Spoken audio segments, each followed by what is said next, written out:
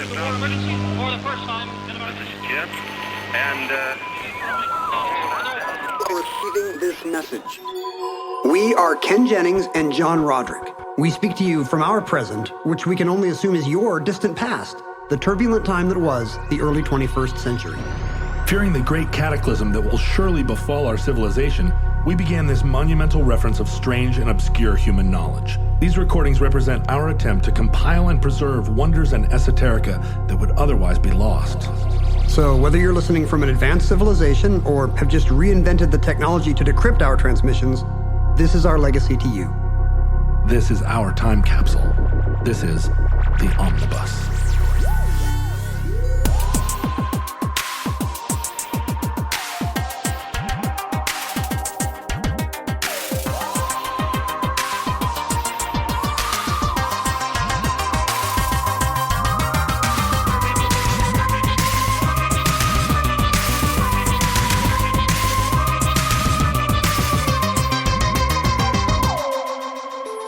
You have accessed entry 1376.MT0715, certificate number 53773. Up with people. Up with people, you meet them wherever you go. Up with people, they're the best kind of folks we know. Ken, how would you describe clean cut? What does clean cut mean to you?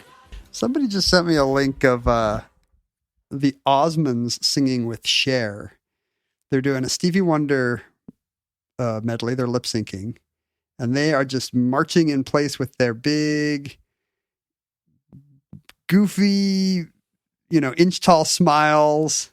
And at some point on Higher Ground, the part where Stevie sings Soldiers Keep on Marching or whatever, some anti-Vietnam part of it. Keep on marching. The Osmonds and Cher all salute to the camera like they're in a road performance of On the Town. Yeah. And I was like, that's it. That's the high watermark of clean-cut American culture. Like, and I guess this is the era we're going to be talking about where we're trying to embrace the things that the young people like, but actually put a clean-cut Navy salute on them.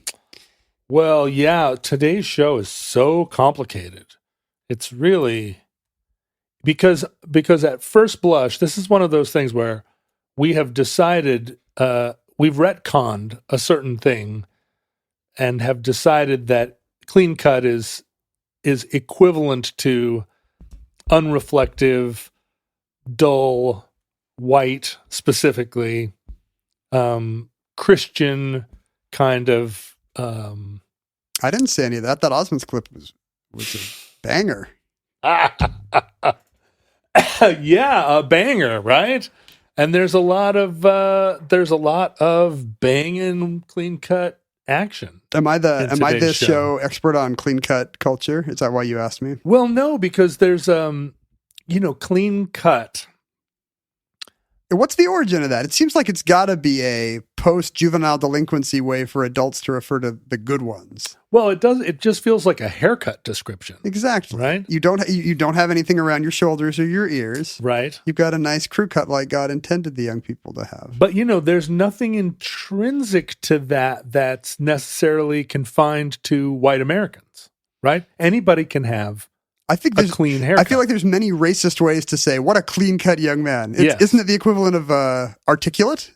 Exactly, right? But, I think although I have a very shaggy mane, mm-hmm. I don't mean just M-A-N-E. I mean M-I-E-N as well. Oh, I see. Mane. I have a shaggy mane. I always say that as homophone with mean. Oh, mean. Is that how you say M-I-E-N? It might just be men. It's mean. Mean. And what did I say? Maine? Main, men. You've been trying all the vowels. Yeah, that's right. That's my problem. That's your whole mean. Is not knowing how to pronounce things. My mean is that my main is mean. It must come from the same root as demeanor, because it's like it's the middle syllable of demeanor. Yeah, it's a character or a mood. But even so, my preppy sort of affinity You sure do a lot of shows about clean cut culture for I somebody do. for somebody who hates to shave. I know, who sits around, baked on ferns. You're not actually baked anymore. I'm not baked. You're just surrounded by bags of baked Lays. I have a lot of ferns, and that we should do a show on the ferns of the 70s and 80s. Didn't we do some show that it was Fern Bar adjacent? Yeah, no, we had Fern Mania. Did we talk about fern bars? Maybe We Fern must Bar, have. maybe Fern Bars came up in the Fern Yeah, Mania. we must have.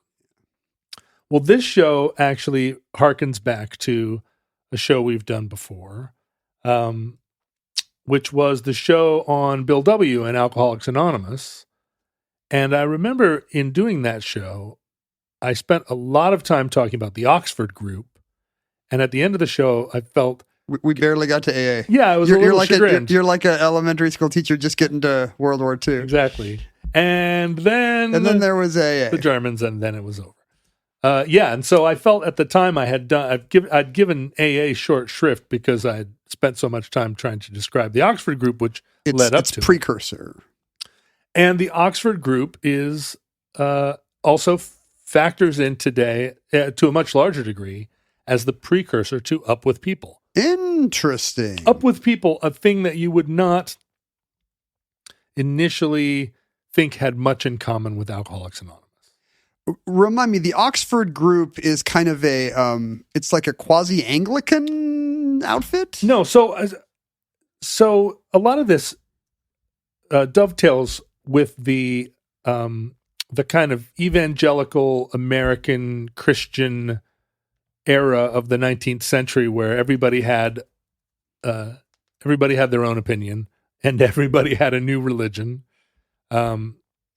Yes. And a lot of it was charismatic. A lot of it was evangelical, or most of it, I think, sort of based in varying interpretations of how closely you could have a relationship with God, how much intermediary ministering you needed. And from a time when evangelicism didn't have its modern shorthand association with a certain kind of conservative politics, right? Right. It was often very utopian and very much about freeing yourself from the shackles of not just Rome, but from the shackles of even needing a minister or any intermediary. And a lot of it at the end of the 19th century started to take the form of a kind of internationalist and like as a gateway to world peace, anti-racism, a supranational outlook rather than a nationalistic outlook. But all through Jesus.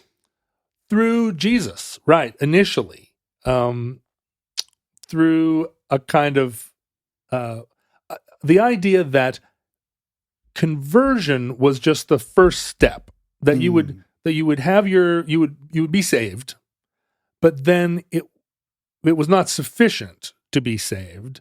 That now you needed to live not necessarily a Christian life, but a good life. Build a better world, not just in the life to come, but you got to start here and now. Right, a personal relationship with God that then would influence you to be a better person, and that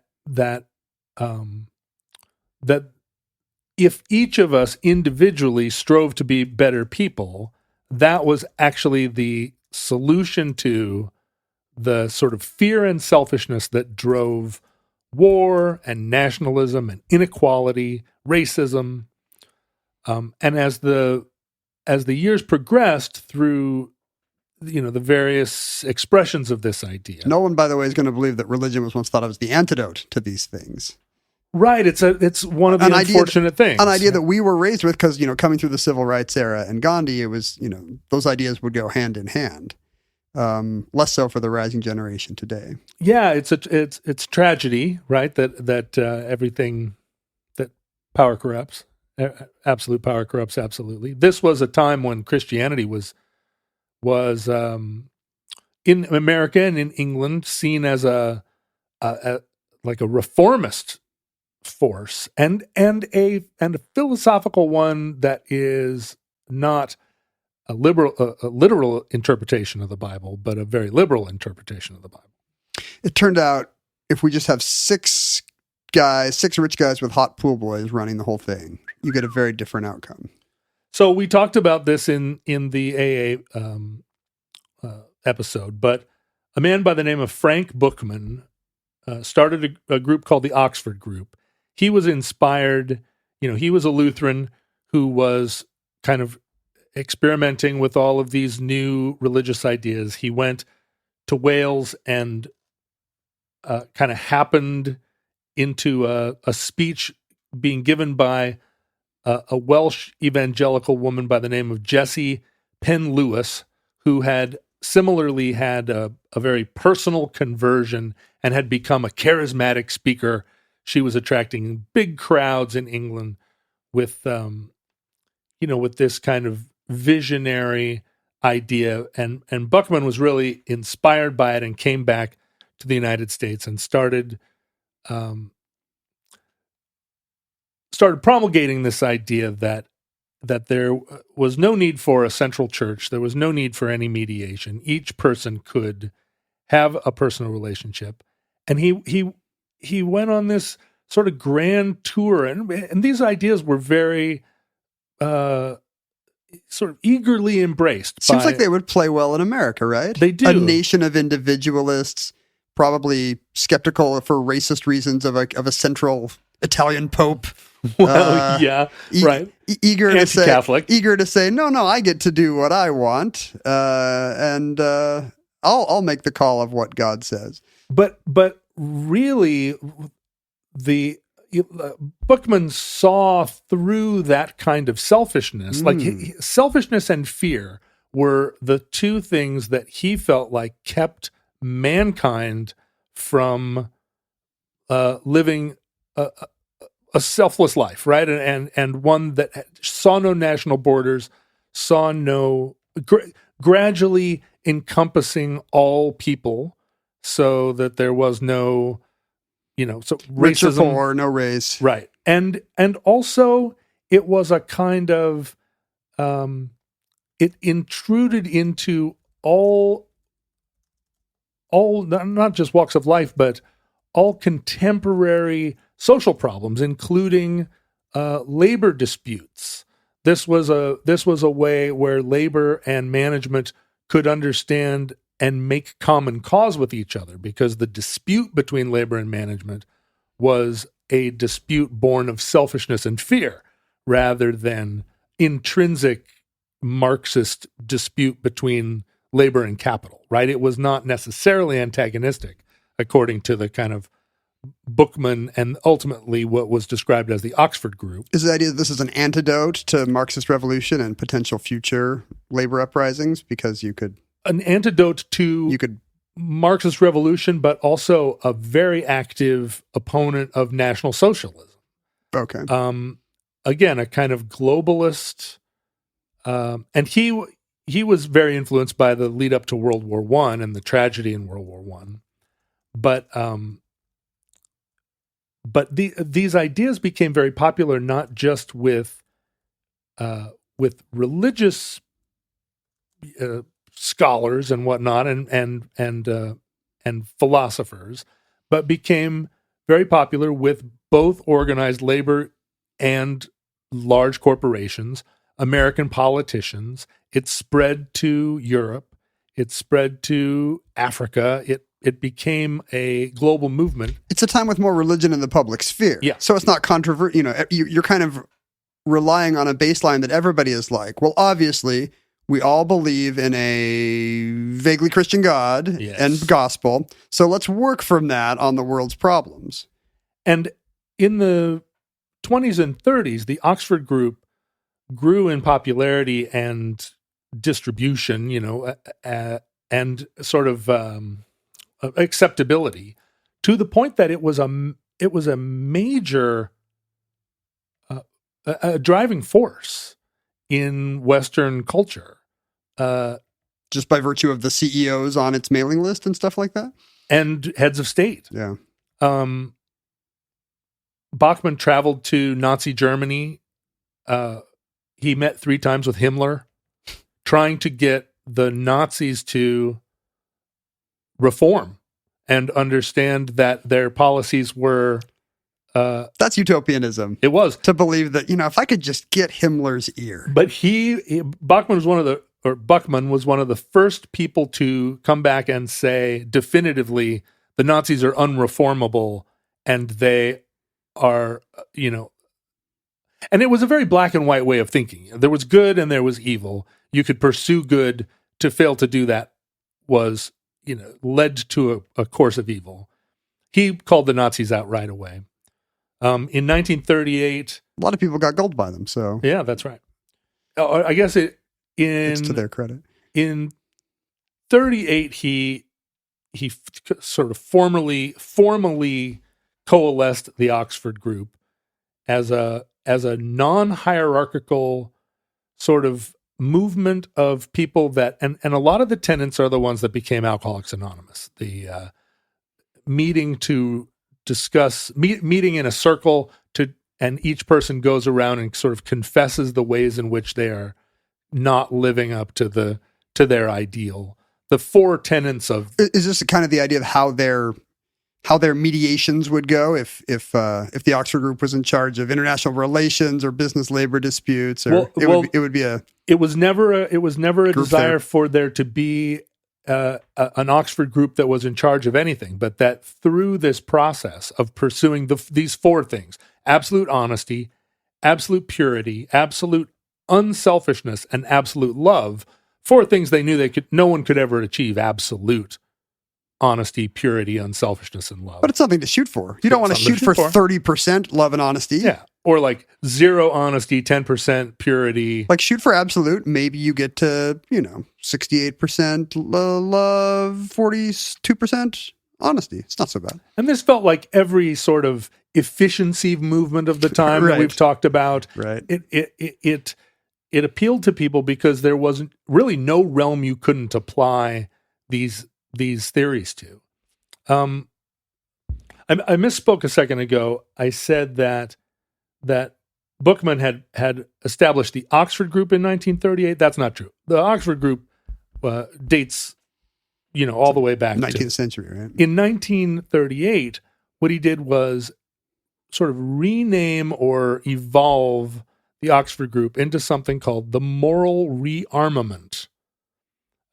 He saw that Europe was rearming to fight this catastrophe, and after the utopian dream of post World War I disarmament, right? And he waded into the public square, saying, "What we need is a moral rearmament, not a literal one." And so, in 1939, Mayor LaGuardia of New York declared the second week of May Moral Rearmament Week, and 14,000 people showed up to a rally at Madison Square Garden to cheer the idea of moral rearmament as a thing that had just been coined. Yeah, as an antidote to Nazism and to global catastrophe. But interestingly, this is not the kind of reactionary movement you might expect in other eras. Somebody declared a moral rearmament. Nobody's like, let's ban liquor. Right. It's the opposite. Yeah. It's one saying, let's not even ban war, but let's avoid war by each of us focusing on our moral, our personal, spiritual health. Right, and lives. It seems like we're doing a speed run through the AA show again, but this time it seems like we're actually going to get to the topic. Yeah, one of these days. You're on pace. That same year, 30,000 people showed up at the Hollywood Bowl supporting moral rearmament. Yeah, but you can get 30,000 people there for Billy Joel, so.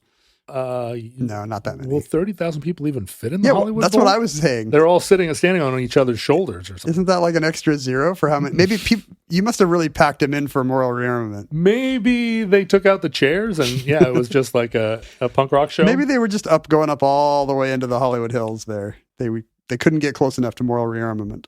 But it became a global idea. Daphne du Maurier, the author, wrote Rebecca. Rebecca? Yeah. The Birds. Right. Best-selling author of the time. Wrote a book called Come Wind, Come Weather, espousing MRA ideas. It sold 650,000 copies in the UK alone.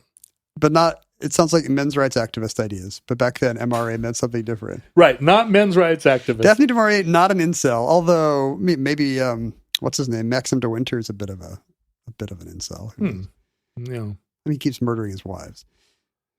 So then the war starts, and throughout the war, the moral rearmament movement is still active in the minds of the Western powers.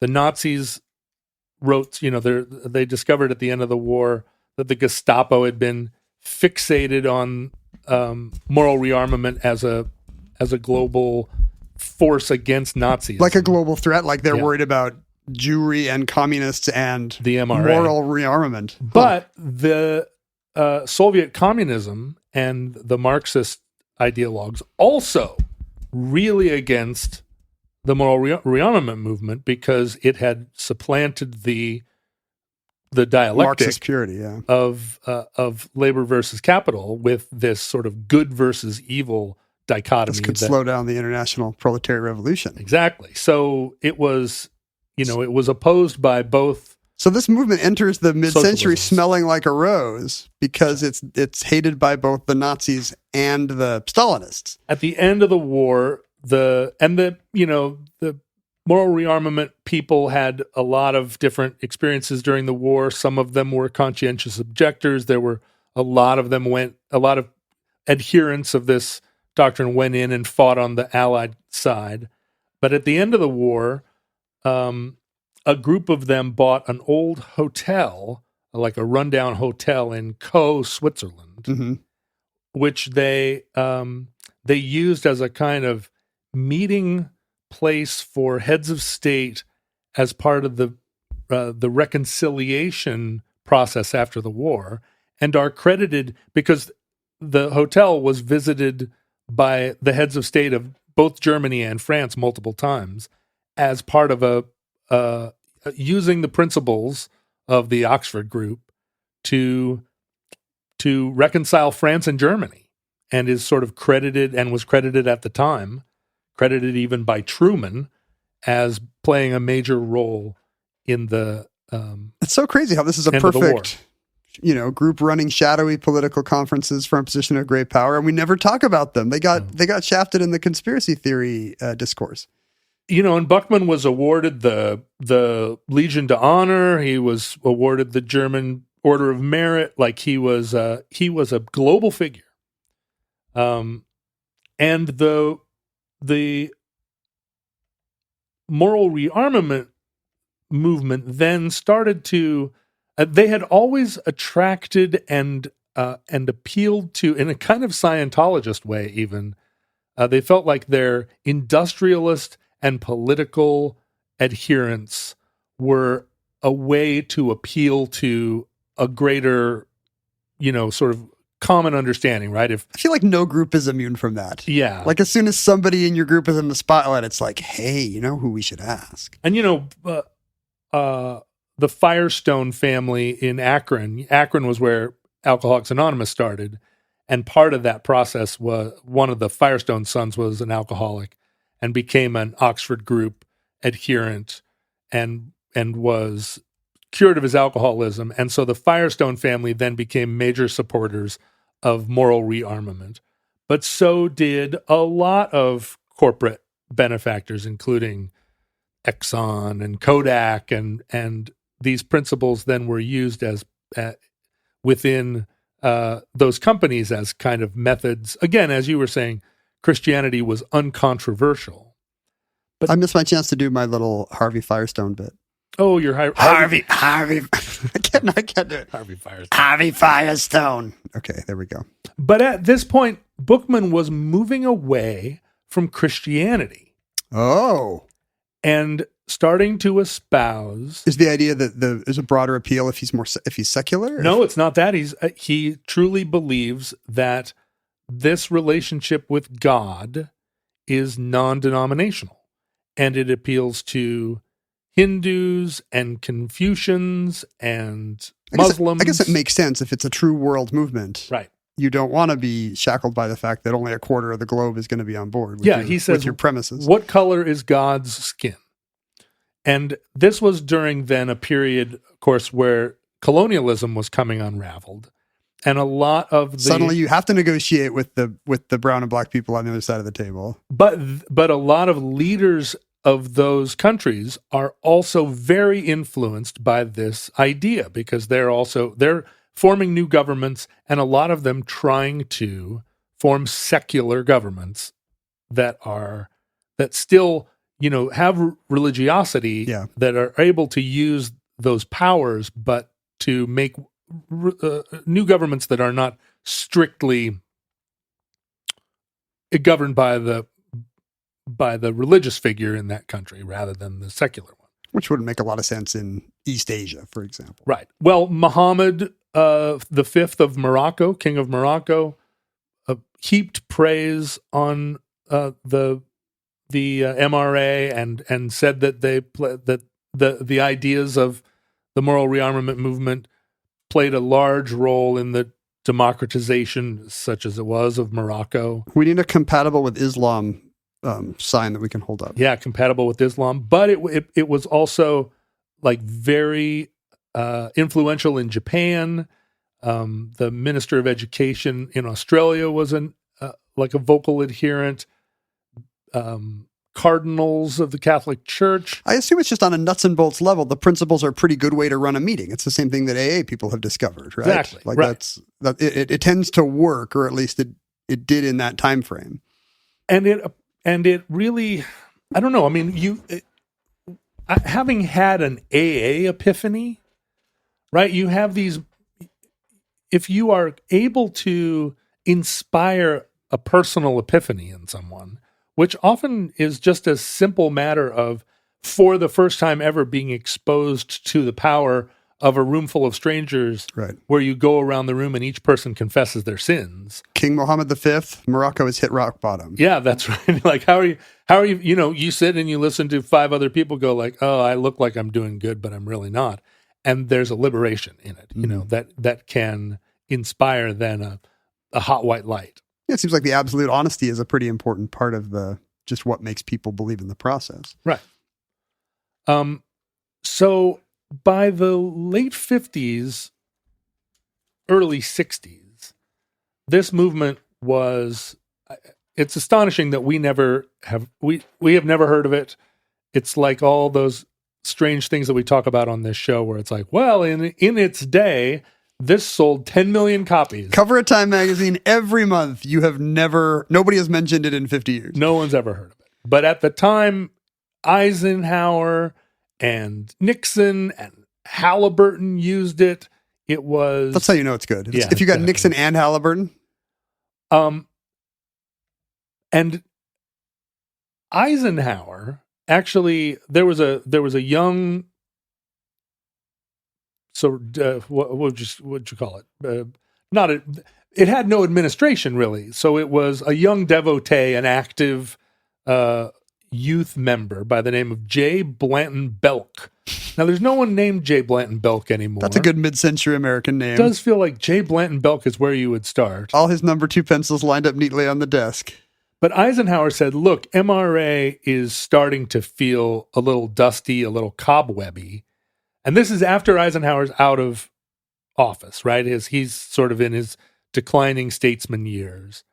And the youth movement of the 1960s is starting to be seen as a social force. The civil rights movement is now dominating the national conversation, but youth and counterculture and protest is starting to be a more visible element and a threatening one. And Eisenhower says to Belk, look, the ideas of moral rearmament are applicable here, but the trappings of it seem very much a prior generation. You need to hip it up. I love the idea of Eisenhower as a Don Draper type, telling a room full of people, you know what really rearms morals? And then he turns the flipboard on the easel. And it's this kid. And what do we have? Kids in turtlenecks? J. Blanton Belk started a group called Up With People, which was a musical and dance company that was meant as an antidote to what was perceived as the negativity of the counterculture, anti-war, beatnik. I wonder if is that really what they thought the problem was? That they were all a bummer? I guess the idea is it's nihilistic, right? The beatniks are all existentialists smoking their French cigarettes and telling you nothing matters. Yeah, if you think about what Dylan or the stand-up comedians of the early 60s, Lenny Bruce, how that would have Kerouac read to even people in their 30s who were coming out off of a decade of economic expansion and the American century, it would have seemed nihilistic and counterproductive. And the thing about Up With People is it was overtly multiculturalist. Whoa. It was avidly for racial equality.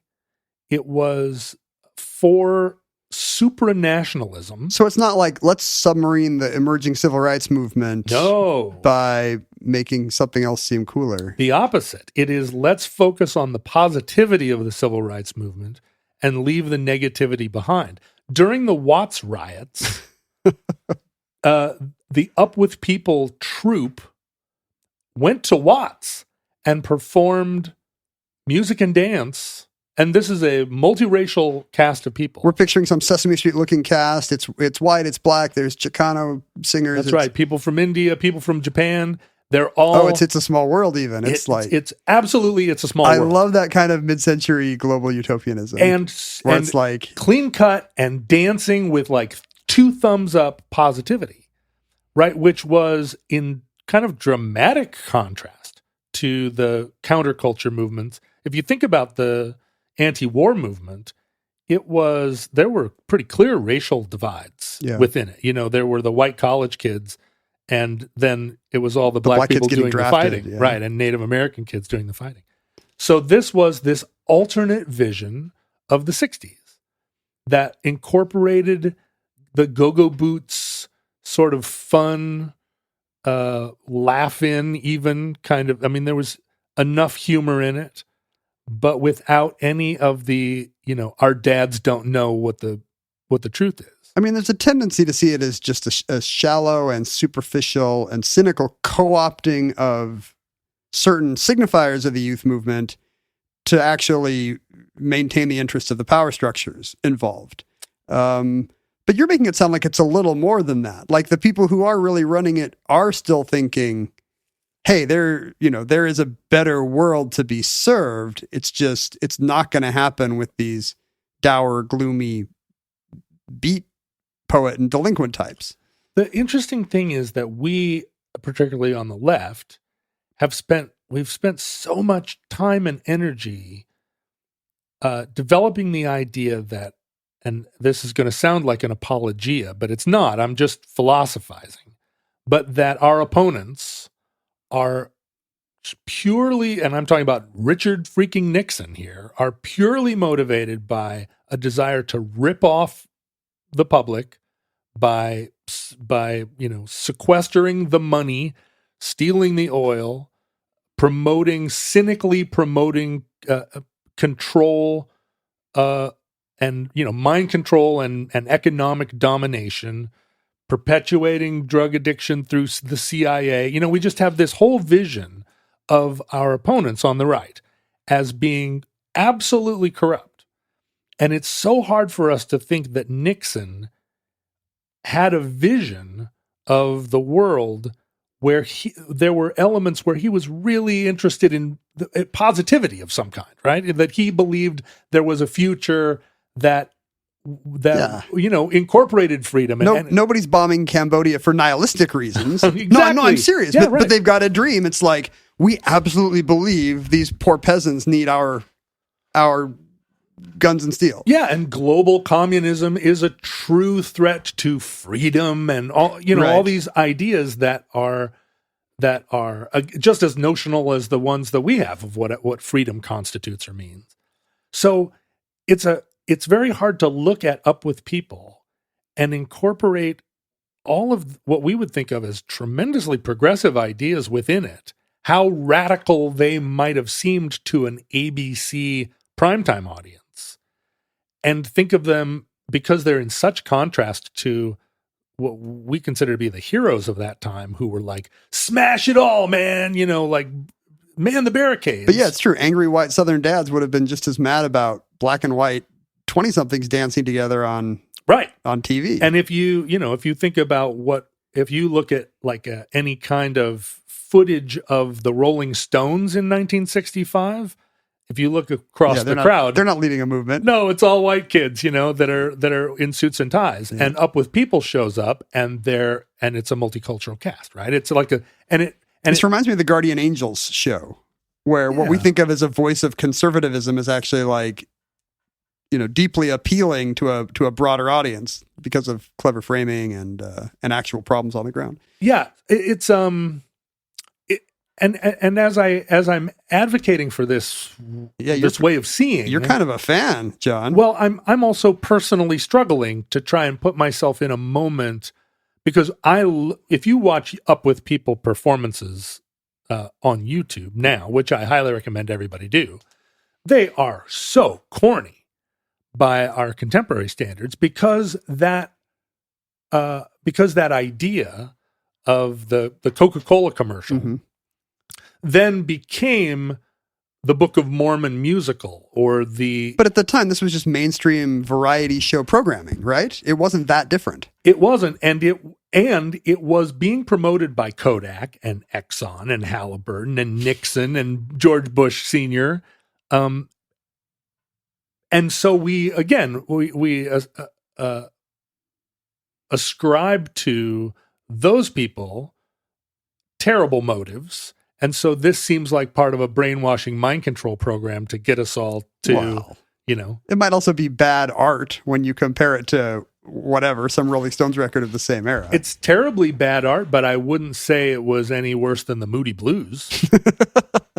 That's harsh. And I love the Moody Blues, don't get me wrong. Spencer Davis Group, there's a lot of like stuff that's right on the cusp of it, right? But if you've got Aretha Franklin, the voice of a certain kind of civil rights movement on the one hand, you don't need Up With People singing about a sunnier future, right? Well, except that Up With People was embraced across a wide spectrum and a incredibly diverse segment of the population. Yeah, but you just keep naming Nixon and Halliburton and Kodak. Those are the ones that had the money behind it, right? Yeah. But they became they seemed apolitical to the viewer. They did, and it was the type of thing, and it's sort of like, do you remember when you watch the Lawrence Welk show, and all of a sudden they've got people in crazy flowered costumes, and the guys have longer hair. Clearly they've gotten a network note. This was a way that you could introduce onto national television some of the look and feel of the youth movement of the 60s, but in a way that didn't, it wasn't like having Dylan bring any of their ideals. Yeah, it didn't have any of the. It wasn't like John Lennon sitting with Dick Cavett and and saying provocative things about religion. Yeah, for exactly. example. This was and it felt Christian, honestly. Whether it personally espoused Christianity, by this point in time, it was a global movement that was, the faith. Pantheism. But it felt good and clean and cardigan sweatery. I mean, even if there's nothing malicious about it, you can see why any corporate interest is going to be what has the broadest audience, what's the most broadly appealing message that will not be a black eye in the face of Kodak or Amana dishwashers or whoever the sponsor is. I mean, there's always going to be a race to what looks appealing. Yeah, and that appeal, the cardigan sweater alternate universe of the late 60s, early 70s is sometimes you'll see footage from that era and you'll think, well, now I know that's 1969. Well, did Kent State not happen here? Yeah, because like their sideburns are a little longer, Right. But this seems so like, and it's not Dean Martin show spilling his drink on his tux. It's this alternate universe. It's in a way the sitcoms of the early 70s, other than the All in the Family, the Mary Tyler Moore Show, or they're dealing with major issues of race and class and culture, but they're doing it in a way that with a laugh track and with a kind of, broadly appealing. People are going to watch the action movies of today and be like, oh, hey, this superhero movie has some kind of cryptic Trump era call out or some cryptic response to the pandemic or I see. What is with this weird alternate universe 21st century? That's exactly what we see when we look at these shows. So Up With People not only performed in Watts, but they went to Belfast in the height of the Troubles and solved the whole thing. Their song and dance Oxford group Up With People vibe in the center of 1974 Belfast. It would be funny if they could just be so bad they would just piss off everyone equally. Protestants and Catholics find common ground in saying, what is this shite? Well, I can only imagine, having watched multiple shows, that being the feeling of anybody who's coming at it from an art or hip place. But these were big spectacles. Yeah. Hundreds of people on stage, all dancing with 1-inch smiles, like you're saying, just big. And the choreography was very open. They're doing kind of tight, well structured dances. Yeah, these people over here twirling while this group of people over here is snapping their fingers. It's very Broadway. Am I right that there's a Super Bowl connection? So yeah, that comes. I didn't mean to jump. By 86, they'd gone to the USSR before Billy Joel. Wow. When you're politically ahead of Billy Joel. They had performed for all the presidents. They'd performed at all the World's Fairs. Probably the Republican one. No. That was an era of Republican presidents. What if there's a 4-year interregnum during the Carter years where nobody saw Up With People? I'm pretty sure they did. Saw Up With People because they had multiple TV specials.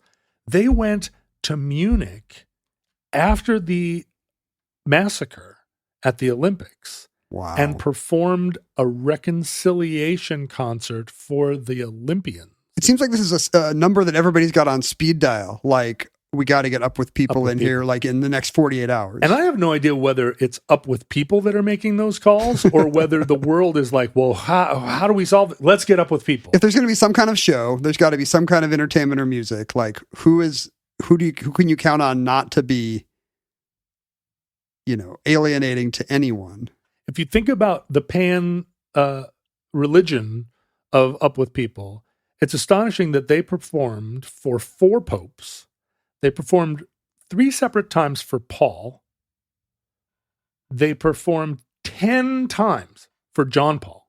That's just by virtue. It's not that he's a bigger fan. He was just pope for a long time. He was pope for a long time. But 10 times he sat in his white chair. I'm sure that's more times than he saw Aha. And watched Up With People do something, in Vatican Square. What did they do? Was there any kind of spoken word? Were they ever like, hey man, international brotherhood is groovy? Like, would they say stuff like that? There was a narrator that would kind of, do a thing, but mostly there was a band and a chorus and the chorus danced. There were some dancers that were more dancers than chorus. There were some chorus that were more chorus than dancers. There was a kind of core rock group core. Oh, there's somebody playing guitars and drums and basses and keyboards to kind of, it's propulsive. It's not lip sync. No. Well, on TV. Yeah, we'll get to that. So they over the course of their career as a group, they put out what I counted to be at least 27 LPs. Wow. So like they're 3 times as influential as the Beatles. And at so now we'll talk about the Super Bowl connection. When professional football started, this is another thing that's very hard to grok. Yeah.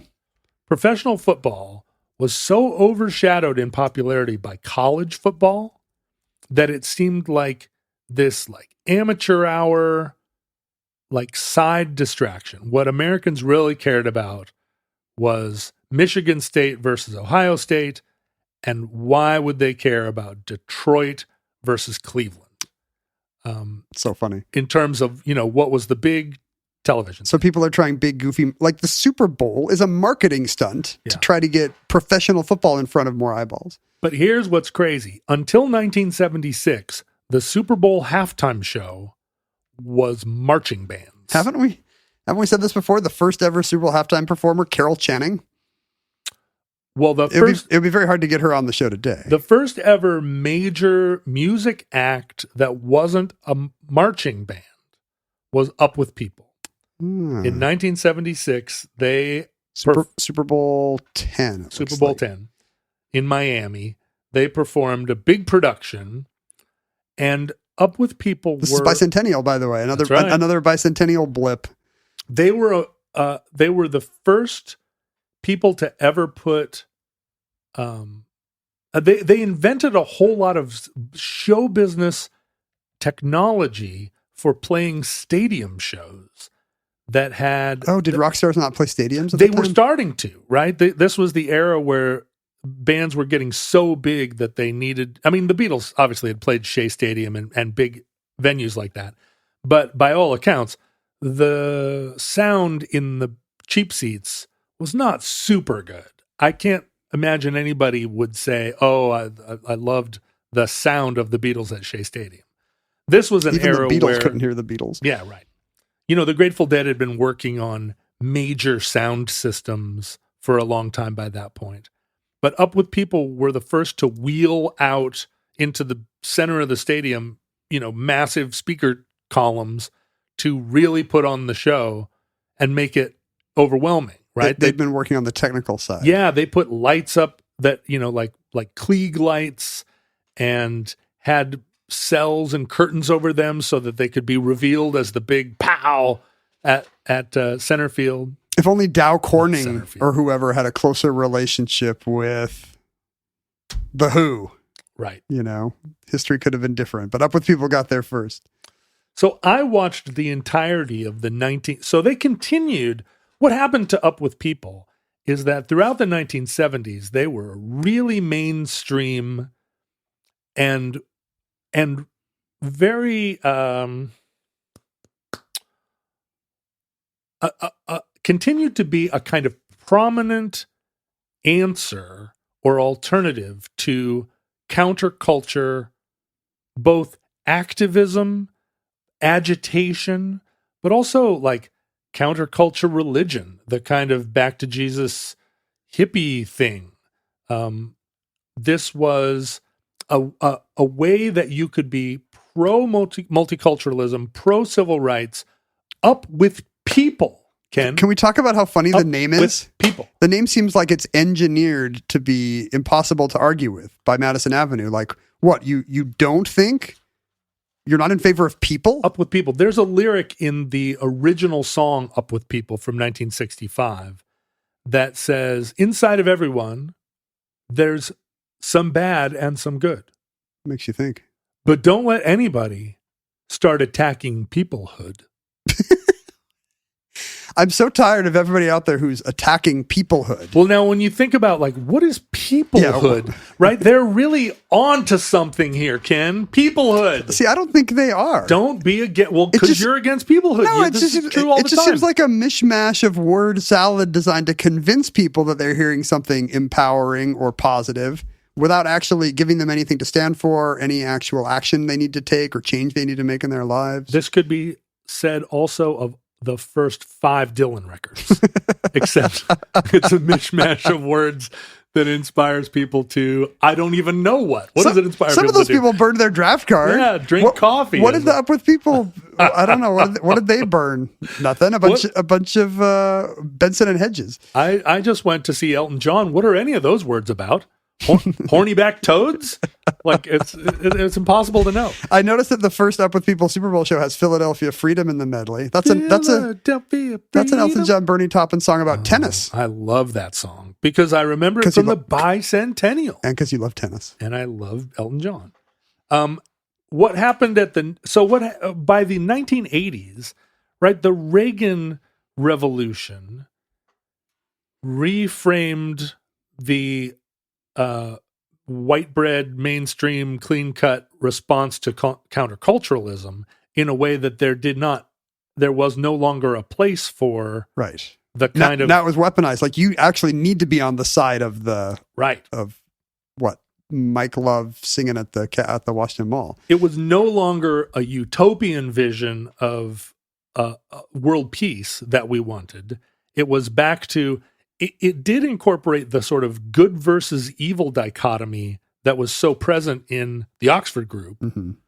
but let's return to fear and selfishness by casting one half of the world as evil and one half as good. Our political enemies are excluded from peoplehood.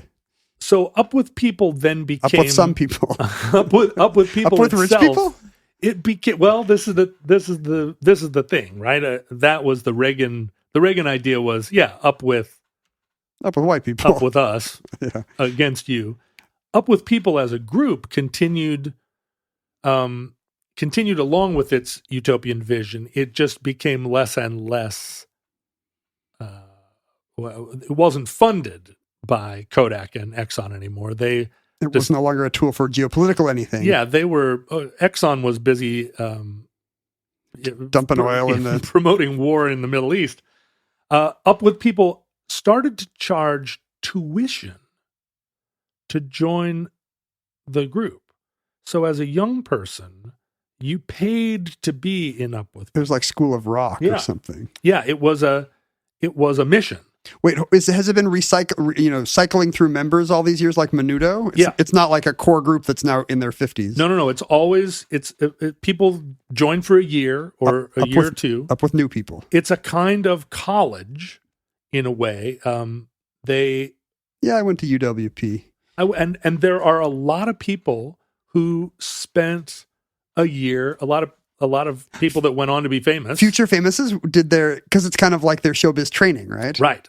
They over the years they had over 22,000 members of Up With People. Oh, does that mean there's little regional Up With Peoples? I'm in the Up With Peoples in northern Florida. No, Up With People bought the Moral Rearmament group.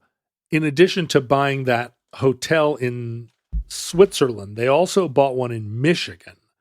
And the hotel in Michigan, which was on Mackinac Island, is it Mackinac? Yeah. I think Michigan gets mad if you don't say Mackinac. Mackinac Island. It became a kind of Up With People headquarters and then a sort of college, Mackinac College. There's like a campus, it's becoming more like a cult, not less. Right. And there are people that would, for sure call it a cult. They made over 14,000 visits to 73 countries. And of the 22,000 people that went through Up With People, they came from over 138 countries. Jeez. So people went to Up With People because of their peoplehood. But by the mid-70s, tuition started to rise in order to be a member of Up With People. And by the 80s, it cost as much to spend a year at Up With People as it did to spend a year at Princeton. And Up With People has no Nobel Prizes at this point. Right. Not even close to Cold Fusion. And they still have a lot of goodwill. But when they play nobody was writing the anti kind of what is this crap Up With People story. Like they must have been a punchline for a huge chunk of the audience. Well, and we see it as a punchline because REM's Shiny Happy People is a reference to this. Yeah. And I mean, anytime you see in popular culture someone mocking a kind of doe-eyed group of people in pastel sweaters who are true believers of a kind of,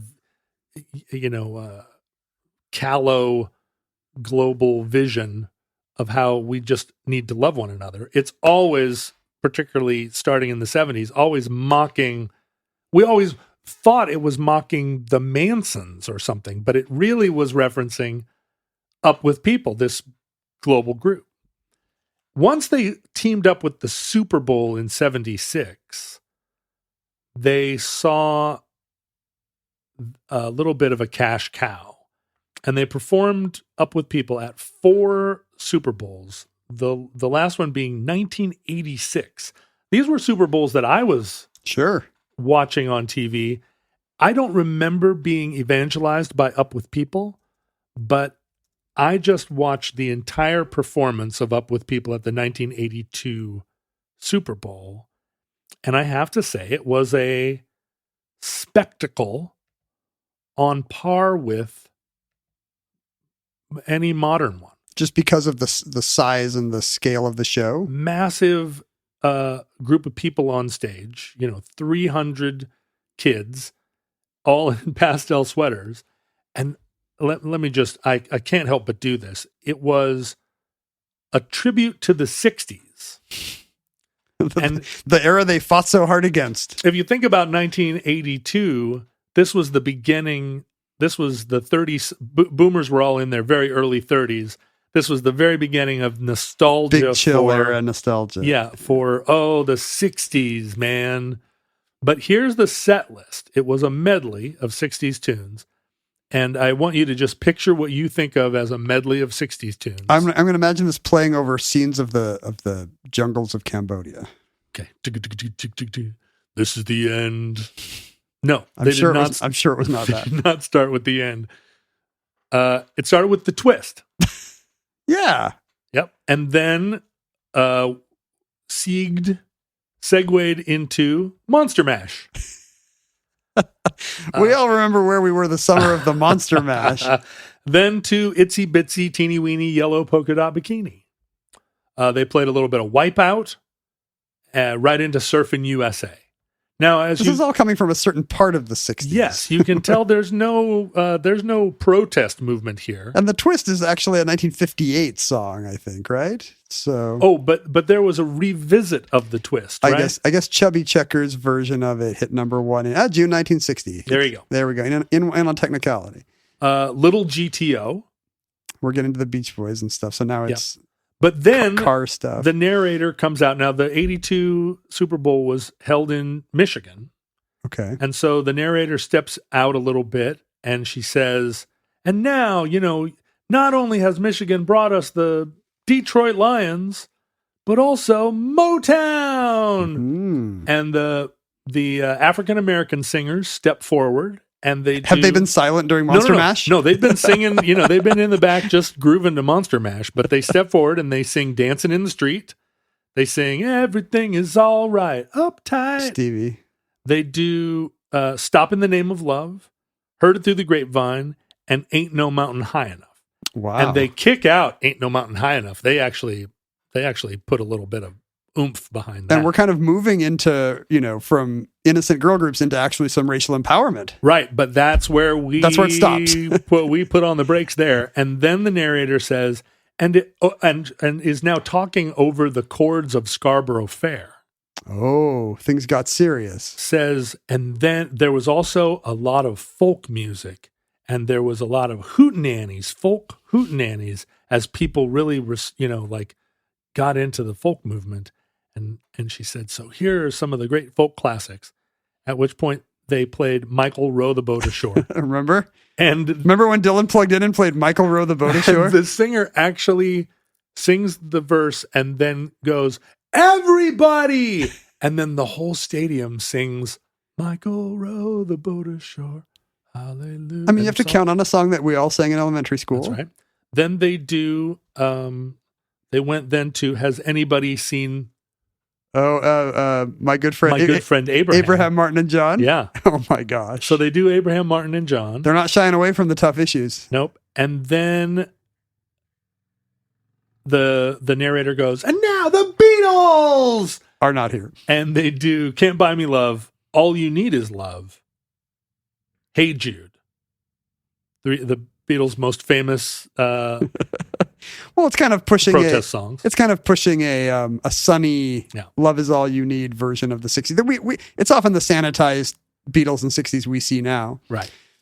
And then they close with a big "Let the Sunshine In," and then with a culminating "Up with People." They sing their theme. Let the Up with Sunshine In People. combines both hippies and black music because it's the Fifth Sunshine. Dimension That's cover right. of the Broadway musical. And it really, all of these, I don't know how Monster Mash plays into it, but the later stuff in this all kind of promotes this idea of what in the early 90s was the Denzel Washington future of the world, where there was no race and color. We all just enjoyed Coca-Cola. Luckily, the vibes of the 60s solved all the problems.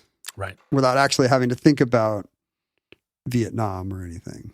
Civil rights, racism. Eventually, Up With People, which still exists. It does. I was going to and ask. It is still, it's still an alternative to college. If you can pay the tuition, you can join Up With People, and they still do. Well, where are they playing? Like Branson or No. They go. They tour? They're not. They don't think of themselves as like a Christian outreach program. They think of themselves still as a global outreach for people to develop a kind of personal relationship with whatever God you choose as part of we need to end war. Sure, but colleges are not booking them. So where are they playing? Is it corporate events? No, they're going to India. They're playing in Nigeria. Like they're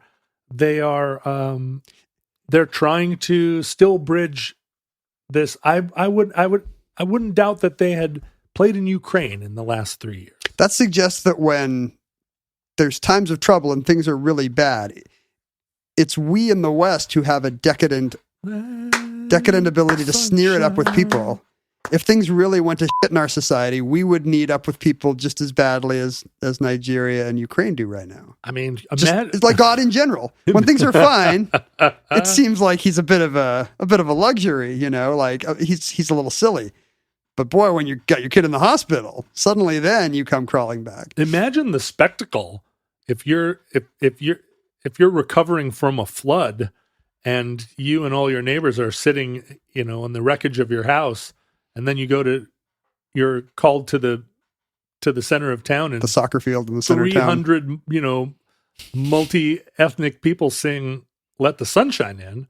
Boy, that's some heavy duty whammo. But just to reiterate the same point, it does not make the floodwaters recede. No, absolutely not. Your house is still underwater.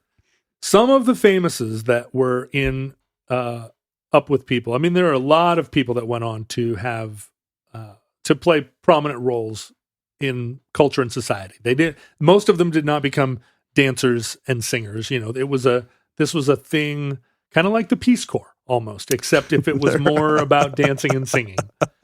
Brett Kavanaugh. But three that, the three that really stood out to me. The first one was Glenn Close.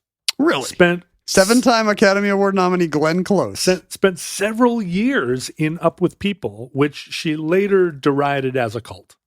Oh, really? Yeah, but that's because she has to sneer, right? Now, because it's a funny black mark on her resume, and Jimmy Kimmel's going to ask her about it. Right, so she has to go, meh. Maybe she liked it. But it seemed like she had fun. Elizabeth Birch was big in Up With People, and she went on to be a LGBTQ activist who formed the Human Rights Campaign. And you know them because their logo is the equal symbol, the yellow equal symbol. The marriage equality bumper sticker? Yeah, that you see all around. They're the largest LGBTQ organization, the Human Rights Campaign. Do you think Up With People prepared her for that? I think that Up With People was also an incubator of it was a place where gay youth could be safe. And their parents were okay with paying the tuition. Right. I mean, there was every time Jay Blanton Belk or Frank Bookman was confronted with an evolution in the culture that the culture recoiled against, they never were on the wrong side. They never said, well, we draw the line at gay people. Like, they always preached peoplehood of everyone, man. Peoplehood. They're not against peoplehood. And fear and selfishness are the enemy. And so if you're afraid of something, that's the sign of where you need to work. So it seemed like a safe space. But maybe the most famous veteran is Frank Gatson Jr., who I'm not famous in the sense of that you've ever heard of him or Not Glenn Close famous to me in my house. But he was the creative director and Svengali of Beyonce and Destiny's Child. He went on to be creative director for Brandy, Kelly Rowland, En Vogue, Rihanna, Jennifer Lopez, and he became a video director who did all of the all the single ladies. Like he directed all of the. So the big spectacle of Beyonce at Coachella, we can all trace back to these halftime shows, maybe? That's right. That Frank Gatson Jr. was there singing Ain't No Mountain High Enough, or at least dancing and choreographing it. And he went on to be a direct creator of the massive sort of R&B spectacle, of the R&B stage show, stadium show spectacle of like all the major artists. I can't tell if Of this our is time. I can't tell if this is an endorsement of Up With People or really a cruel knock at modern music. That it seems to have come from Monster Mash at the Super Bowl. Inside of everyone, Ken, there's some bad and there's some good, but don't let anybody start attacking peoplehood. I promise not to. And that concludes Up With People, entry 1376.MT0715, certificate number 53773, in the Omnibus. As products of our time, we here at Omnibus, we're on social media, at Omnibus Project, at Ken Jennings, at John Roderick. Really, I guess the metaverse is the place where peoplehood is really trodden upon the most. I feel like Up With People should be more active in social media spheres. Wait, are you coming out against the metaverse, Ken? But how are you going to have your meetings? Your My virtual legless meetings. Yeah, all your meetings with your avatar that looks like a round circle with some eyes and a mouth. I just think all online social media is bad. Is bad on the peoplehood axis. Agreed. And really, Glenn Close and her friends should not stand for it. You can email us at theomnibusproject@gmail.com. Send us physical items to P.O. Box 55744, Shoreline, Washington, 98155. Here's a fun postcard we got from Nathan, complimenting us on 2 recent shows, saying Murder of Herbert Lee and Lem Billings might be our best work yet. Very diplomatic of him to choose one of each. One of your shows and one of my shows. Both are about generally obscure people, but demonstrating their importance. That's well summarized, yes, Nathan. It's a postcard of a Tom Gauld cartoon with 2 medieval people walk across a landscape, and the little Sancho Panza type says, "We've had our inciting incident and we're on the journey, so it seems like we'll be having a crisis any minute now." And the pilgrim with the backpack ahead of him says, "This quest was a lot more fun before you got that book on story structure." Tom Gauld's a really great British cartoonist. This is a fun one. Thank you so much, Nathan. We hope to have more stories for you about. Here, I'll toss you the postcard. Further, so there we go. On little known nooks and crannies of human history, like Up With People. Although, as we announced on last week's show, it will be one look into an avenue of human history per week, because it was always insane to do 2 a week, and it was actually just an artifact of the way ad sales were computed by iHeartMedia back in 2017 or whatever it was. Yeah, when we originated this podcast as the corporate shills for iHeartMedia that we were at the time, thinking that we were going to have full creative control and that they were going to be benevolent overlords. We didn't realize we were Up With People of that relationship. They were going to be shoveling money at us with a coal shovel, and we said, "Well, podcasts are a once a week thing," and they were like, "No, you got to do twice a week." That it just doubles your number of views or listens, and that's the number that gets given to advertisers. Yeah, and then you get all the big money. We're doing 2 shows a week because they were trying to trick Squarespace or trick Casper in 2016. Yeah, they held up these shiny new coal shovels with big ribbons around them, and they said, "Do you want the coal shovels or not?" And so we were like, okay, 2 a week. I guess it. Wait, are the evens. coal shovels going to contain money, or are they just literally giving us empty coal shovels? They were Maltese Falcons, and the shiny silver paint, when it rubbed off, they were actually gold shovels from the island of Malta. When you scraped off the black enamel. We only found that out After we much threw them later. away. Yeah, that's right. Oof.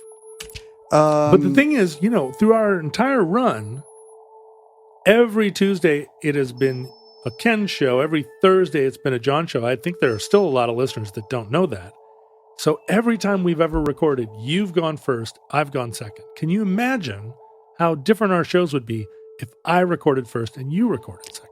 It's, you would be the sleepy, bored one at the end while I was talking instead of the other way around. Yeah, but I think it worked for us because in the early days of the show, I never had my show finished when I arrived. So I was always, unlike today, I was always frantically scribbling. Yeah, today was a little bit of a outlier. We'll probably still continue that though. The shows will still alternate in the same order. They will just but they'll week just to be week. released once a week. Yeah, it's true. It will be no more Tuesday and Thursday. It'll be What day will it be? Tuesday. even numbered week. I think we might be Thursday show? It might be a Thursday show just because if we keep recording on Wednesdays, this is boring behind the scenes stuff. But if we keep recording on Wednesdays, we'll need to come out on our Thursdays. ad guy has pointed out it will give us a chance to do last minute ad recordings. I see. Yes. Okay. Thursday.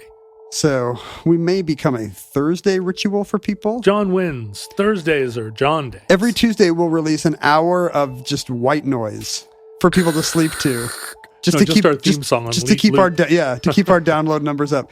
Or maybe we could write an AI that would just go through. I mean, we now have 500, 600 hours of tape.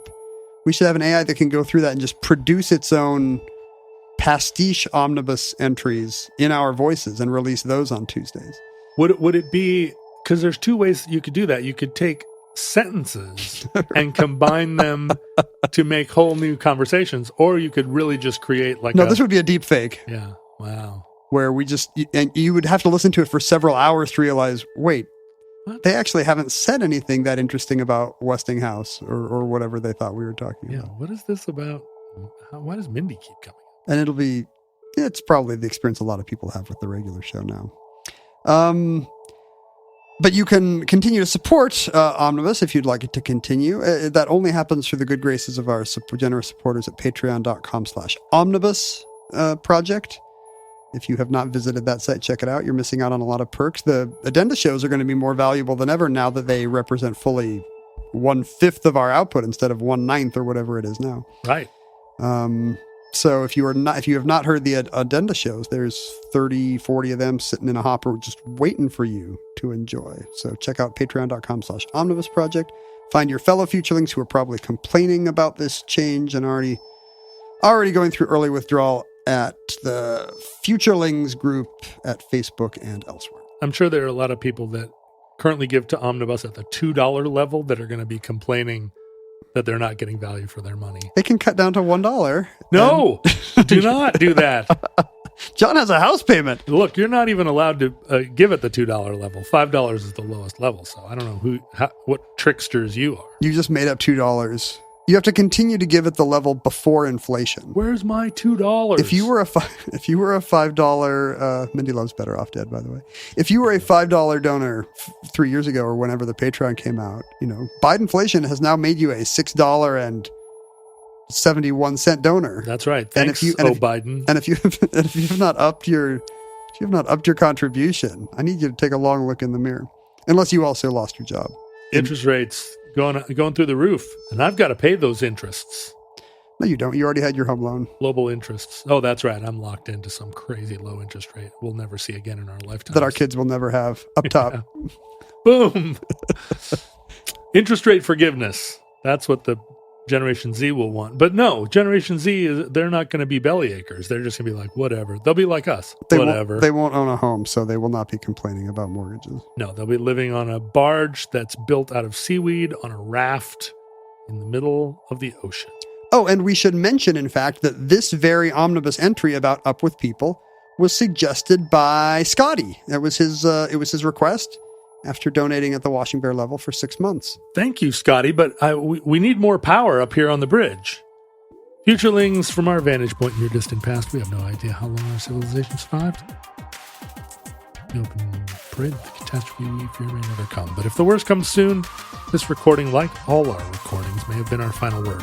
But if Providence allows, we wish you many goods and cheese and hope to be back with you soon for another entry in the